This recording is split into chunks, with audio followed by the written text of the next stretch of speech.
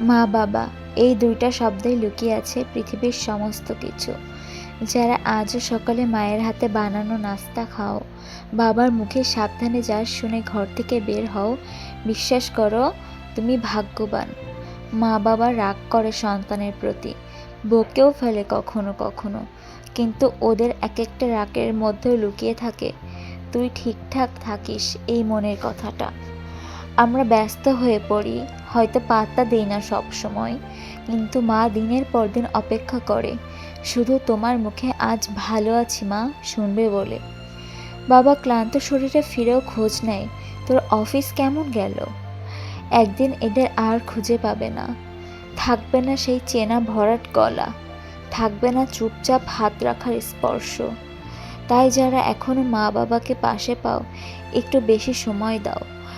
ওদের ছবি শুধু ফ্রেমে না, মনেও ধরে রাখো, কারণ ওরা যখন থাকবে না তখন বুঝবে জীবনের সব অর্জনের মাঝেও একটা ফাঁকা জায়গা থেকে যাবে, যেটা আর কখনোই পূরণ হবে না।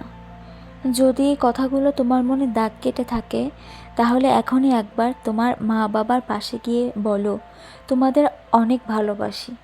আর এমন আরও হৃদয় ছোঁয়া ভিডিও পেতে সাবস্ক্রাইব করো ইউটিউব চ্যানেলটি, আর ফলো করে রাখো ফেসবুক পেজটি।